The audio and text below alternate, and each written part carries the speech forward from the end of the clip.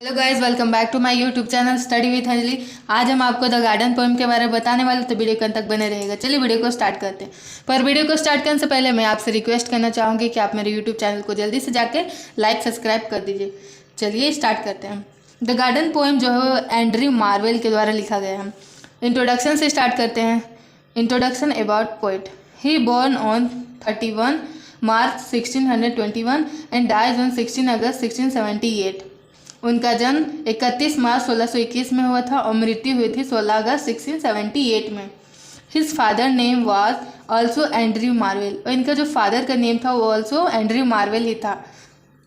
He is now considered to be one of the most best metaphysical poets, और इनको अभी consider किया जाता है one of the best metaphysical poets. और मेटाफिजिकल पोइट्स क्या होता है, तो ये आप मेरे चैनल पे जाके आप देख सकते हैं। मैंने वीडियो बनाया मेटाफिजिकल पोइट्स के ऊपर, तो आप जाके वहाँ पे देख सकते हैं। Marvell has been a source of fascination for scholar and reader since his work found recognization in the early decades of the 29th century. ये जो थे एक बहुत ही ग्रेट इंसान थे जिन्होंने मेटाफिजिकल पोएट्री में अपने बहुत ही बड़ा कॉन्ट्रीब्यूशन किया हुआ है। चलिए अब हम इनके कुछ फेमस वर्क के बारे में जान लेते हैं। हिज फेमस वर्क फर्स्ट हो गया the garden, the Mawar song, the definition of love. ठीक है, आगे हम देखते हैं। अब हम इंट्रोडक्शन अबाउट पोएम के बारे में जान लेते हैं।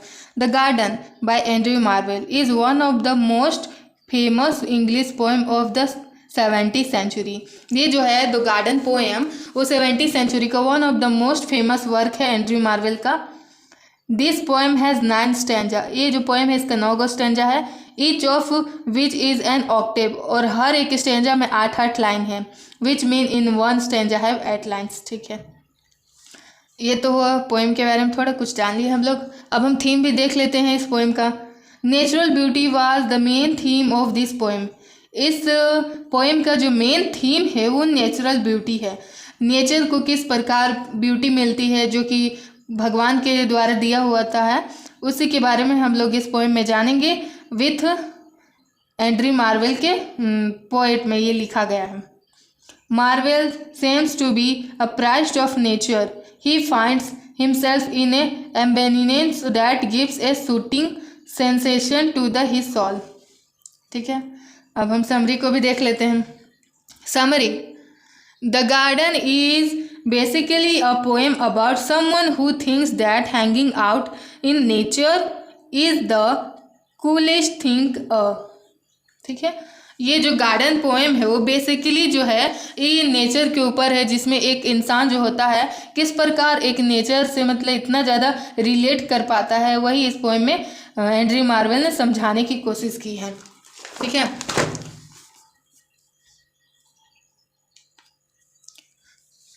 person could do and being to hang in nature by yourself is the whipped cream and cherry on the top of that already delicious garden sundays.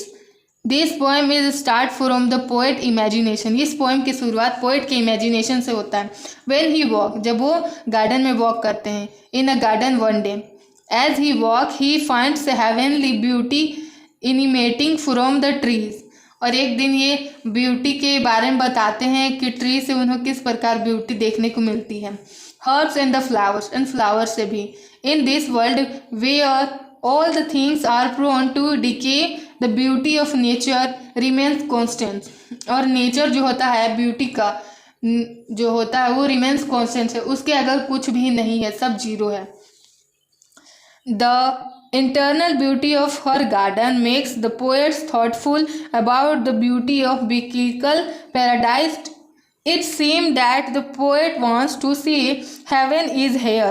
और पोएम जो इस पोएम में जो एंड्रयू मार्वेल है वो बोल रहे हैं कि हेवन जो होता है वो यहीं पर है, इस गार्डन में ही। In this world, not in your imaginary heaven. ये कोई इमेजिनरी हेवन नहीं है, ये जो है एक सच्चाई वाला हेवन है। अब हम सभी स्टेंजा को डिटेल में पढ़ लेते हैं।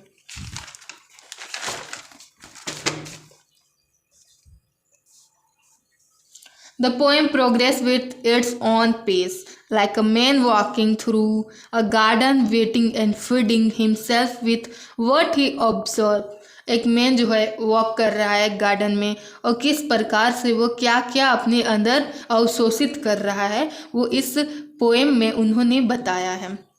अब हम स्टेंजा के बारे में जान लेते हैं। सभी स्टेंजा को हम थोड़े थोड़े समरी हम बता दे रहे हैं, आप लोग स्टेंजा को देख लीजिएगा और यहाँ समरी हम लिख दे रहे हैं, आप समरी को समझ लीजिएगा। ये स्टेंजा 1 का है।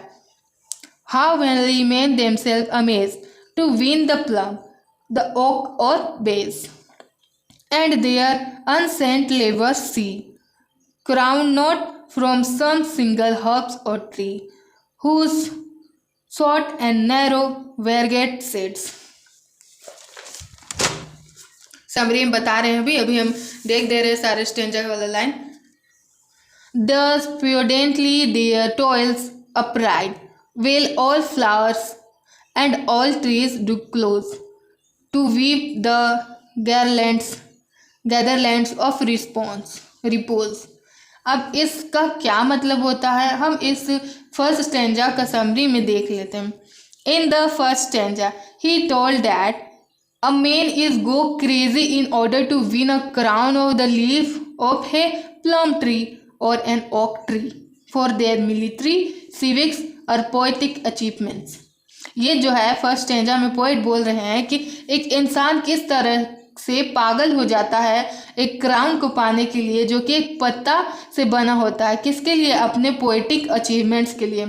एक पत्ता से बना वो क्राउन को पाने के लिए किस तरीके से लोग पागल हो जाते हैं। Labor in order to obtain a crown of leaves from a single tree or herbs, and the shades of trees wisely rebuke such men for their hard labor। और उस पाने के लिए, उस क्राउन को, लीफ के क्राउन को पाने के लिए लेबर जो होते हैं बहुत ज़्यादा हार्ड वर्किंग करते हैं, बहुत ज़्यादा मेहनत करते हैं, जबकि वो खुद एक पत्ता से बना हुआ होता है, लेकिन फिर भी वो यहाँ पर हार्ड वर्किंग करते हैं। कहाँ गए हम? In fact in any tree has many leaves. वही हर पौधे में, हर पेड़ में बहुत सारे पत्ते होते हैं। And we make a leaf crown, और हम लोग आसानी से पत्ते का क्राउन बना सकते हैं, ताज बना सकते हैं, लेकिन फिर भी लोग उस क्राउन को पाने के लिए बहुत ज़्यादा मेहनत करते हैं। And all the flower and tree made to weave the garland of repose in this point. तो फर्स्ट स्टेंजा में यही था कि उस क्राउन को पाने के लिए बहुत ज़्यादा क्या कर रहे हैं लोग, मेहनत कर रहे हैं, जबकि वो किस चीज़ का क्राउन है, किस चीज़ का? तो वो एक पत्ते का क्राउन है। पत्ते का क्राउन हम कोई भी बना सकते हैं, लेकिन फिर भी बहुत ज़्यादा मेहनत कर रहे हैं। अब हम सेकंड स्टैंजा में चलते हैं गाइस।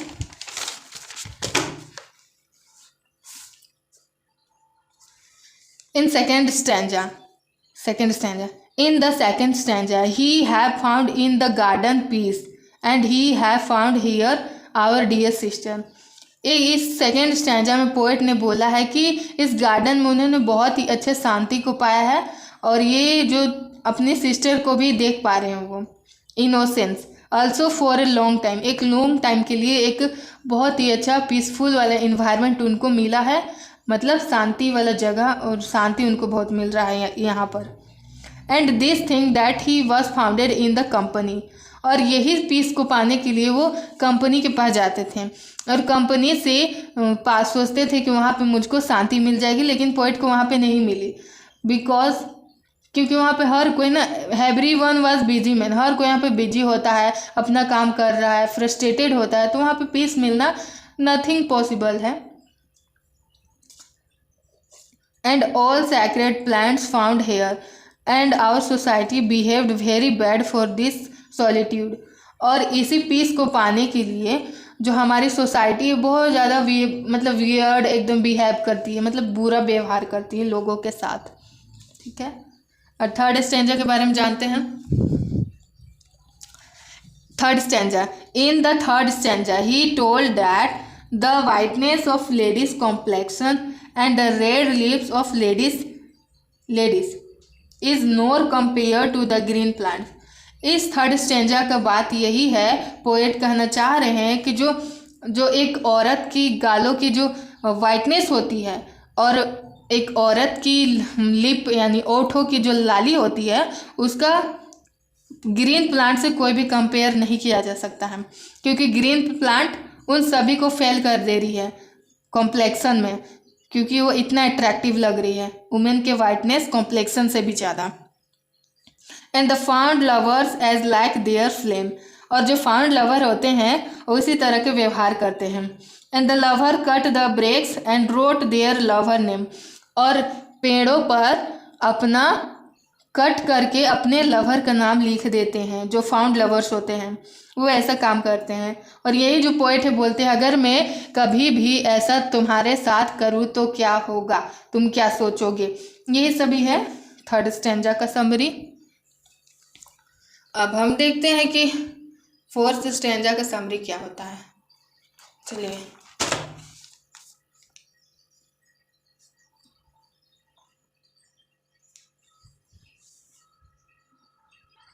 फर्स्ट स्टैंजा का summary. When our love has run its course and our passion has been exhausted, we can withdraw into a garden for rest and refreshment. अगर हम लोग कभी भी दौड़ते भागते धूप में चलते थक जा रहे हैं तो गार्डन एक जगह है जहाँ पर हम लोग रिफ्रेशमेंट और रेस्ट कर सकते हैं। When Cupid, the god of love, is not actively at work to people fall in love, he withdrawed into a garden for relaxation. और ये जो गार्डन है रिलैक्सन का प्लेस है। अब फिफ्थ स्टैंजा के ऊपर हम लोग देख लेते हैं गाइस कि क्या बोला है पोएट ने फिफ्थ स्टैंजा में। आप लोग स्टैंजा जो होगा 8 लाइन का आप लोग देख लीजिएगा, और यहाँ पर सिर्फ हम उसका समरी बता रहे हैं। Fifth stanza. What a wonderful time I have. I यहाँ पर पोएट ने खुद को बोला है, खुद को यहाँ रिप्रेजेंट कर रहे हैं, तो आई उनके लिए है। I am having in this garden, ripe apples hang downward from the trees so as to touch my head. उन्होंने बोला है कि किस तरीके से मैं इस वंडरफुल टाइम को बिता रहा हूँ, जहाँ पर एप्पल जो है वो इस तरीके से लटके हुए हैं जो कि मेरे सिर को टच कर रहे हैं। The delicious bunches of grapes growing on the vines come into a such close contact with my lips. और जो डिलीशियस ग्रेप्स के बंचेस हैं वो इस तरीके से मतलब ग्रोथ कर पा रहे हैं कि मेरे लिप्स के पास टच हो रहे हैं। I walk that their juicy enters my mouth. और उनको जब वो अपने मुंह में लेते हैं तो जूसी जूसी फील होता है, उनको बहुत जूसी एंट्री होती है ग्रेप्स का उनके माउथ के अंदर। The melon grow on ground in such plenty that as I walk on my feet strike against them. और जो मेलन है वो वहाँ पे बढ़ रहा है ग्राउंड पर। आई फॉलन डाउन द ग्रास, और वो ग्रास पर क्या होते हैं, गिर जाते हैं। अब सिक्स स्टैंजा के ऊपर जानते हैं। सिक्स स्टैंजा में क्या है। Six stanza. While my body enjoy fully in physically. मेरा बॉडी जो है फुल्ली इंजॉय कर रहा है इस पीसफुल इन्वायरमेंट में, but my mind want some more pleasure. लेकिन जो मेरा दिमाग है, पोएट का दिमाग है, वो सम और प्लेजर मांग रहा है, क्योंकि माइंड जो होता है बहुत बड़ा बिग ओशियन जैसा होता है, एक समुद्र की तरह होता है जिसकी पूर्ति करना मतलब पॉसिबल नहीं होता है। Our mind like ocean and our green यहाँ पे ओल्ड के बारे में बात किया गया। Thought removed by the minds. अब ये सिक्स स्टैंजा के बारे में बता दिया गया। तब सेवन स्टैंजा में जानते हैं कि सेवन स्टैंजा में क्या हुआ था। In this stanza the poet told about the soul. इस स्टैंजा में उन्होंने अपनी आत्मा के बारे में बोला है। And it sit like a bird, और एक बर्ड की तरह उनकी आत्मा क्या होती है, बैठ जाती है। एंड सिंग गाना भी गाने लगती है। And soul is prepared for a longer flight, और एक लंबी उड़ान भरना चाहती है। उनका जो आत्मा है एक लंबी उड़ान को भरना चाहती है, इसलिए उस स्टैंजा में ये सब बोला गया है। अब स्टैंजा 8 की बारी आती है। Stanza 8। In the 8th stanza he told about the garden of Eden. Garden of Eden के बारे में बोलते हैं 8th स्टैंजा में। Where Adam go first time, जहाँ पर एडम फर्स्ट टाइम गए थे। एंड वहाँ पे एडम और फिर गॉड ने फिर बनाया था ईव को। And a man walk first time in a garden, और जब वहाँ पे जो एडम थे फर्स्ट टाइम पे गार्डन ऑफ ईडन में वॉक किए थे। ही told that garden of Eden is just like his garden. और ये सुनिए, यहाँ पर पोएट ने गार्डन ऑफ ईडन को इस गार्डन से कंपेयर किया है जब एडम और ईव गार्डन ऑफ ईडन में गए थे। विच इज़ हैप्पी स्टेट, जो कि एक हैप्पी स्टेट था। 8th स्टैंजा में उन्होंने कंपेयर किया है। चलिए अब हम सबसे लास्ट इम्पोर्टेंट स्टैंजा के बारे में बात करते हैं। 9th स्टैंजा क्या था?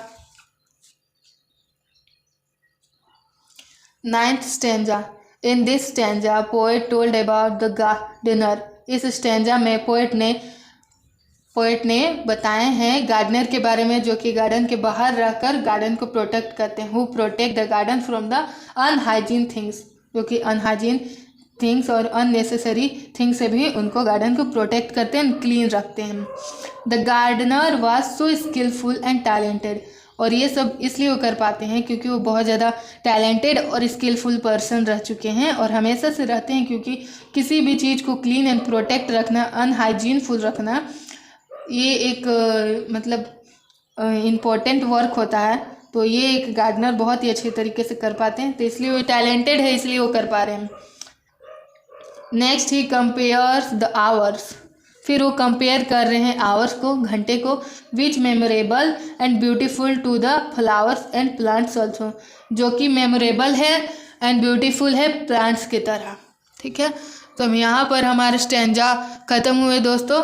I hope you video like this. Thank you for video watching.